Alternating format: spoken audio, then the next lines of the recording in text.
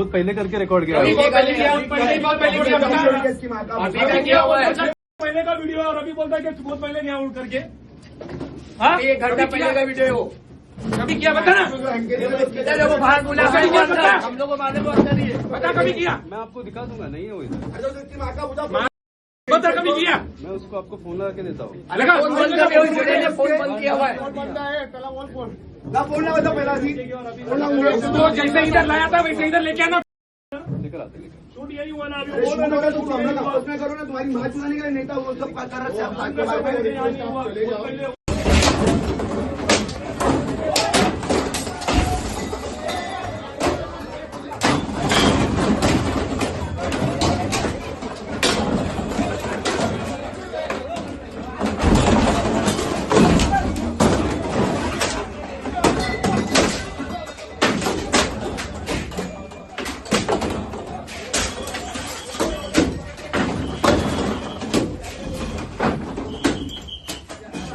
जज के ऑर्डर में लिखा है जो इन्होंने महाराष्ट्र की इलेक्शन से किया है ना भाई साहब, बोलना पड़ेगा।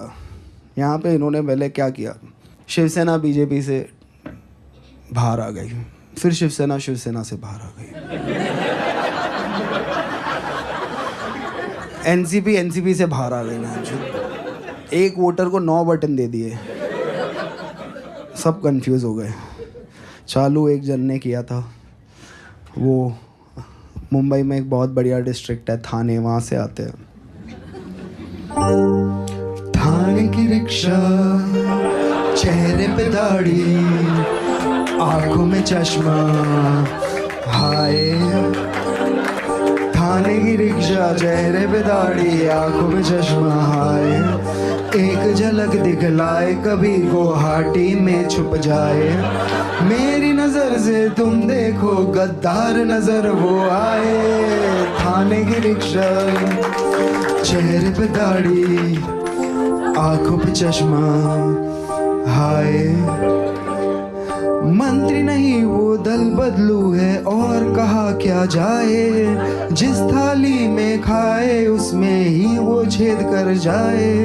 मंत्रालय से ज्यादा फडणवीस की गोदी में मिल जाए। तीर कमान मिला है इसको बाप मेरा ये चाहे। थाने की रिक्शा, चेहरे पे दाढ़ी, आंखों पे चश्मा, हाय। सोचो ना, मतलब ये पॉलिटिक्स है इनकी। परिवारवाद खत्म करना था, किसी का बाप चुरा लिया मैं। क्या रिप्लाई होगा भाई? मैं मिलूँ कल तेंदुलकर के बेटे को, बोलूँ कि आजा भाई लंच पे मिलते हैं, आधा घंटा तेंदुलकर की तारीफ करूँ और बोलूँ कि देख आज से पर वो मेरा बाप है, तू ढूंढ ले कोई ऑन द वे।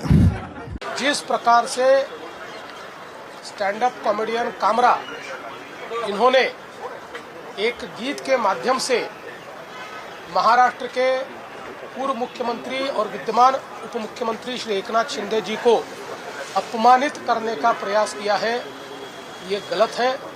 हम इसकी निंदा करते हैं। ऐसी चीज़ों को सहन नहीं किया जा सकता।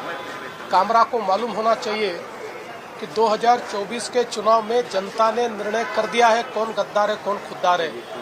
और स्वर्गीय शिवसेना प्रमुख, हिंदू हृदय सम्राट बाला साहब ठाकरे जी की विरासत ये शिंदे जी के पास है, इस पर जनता की मोहर लगी है। तो कोई स्टैंड अप कॉमेडियन खड़ा रहकर इस प्रकार से उनको गद्दार नहीं कह सकता। जनता ने दिखा दिया, जिन्होंने गद्दारी की, जिन्होंने बाला साहब ठाकरे के विचारों से गद्दारी की, उनको घर भेजने का काम ये जनता ने किया हुआ है। और मैं ये मानता हूँ कि कॉमेडी करने का भी अपना अधिकार है, व्यंग कसने का भी अधिकार है। हमारे ऊपर भी चाहे जितना व्यंग कसिए, इसमें कोई किसी को दर्द नहीं है। लेकिन अगर जानबूझकर अपमानित करने का और इस प्रकार से इतने बड़े नेताओं को बदनाम करने का काम अगर कोई करेगा तो मुझे ऐसा लगता है कि उसको सहन नहीं किया जाएगा। उस पर जो भी कानूनन कार्रवाई है वो कार्रवाई की जाएगी।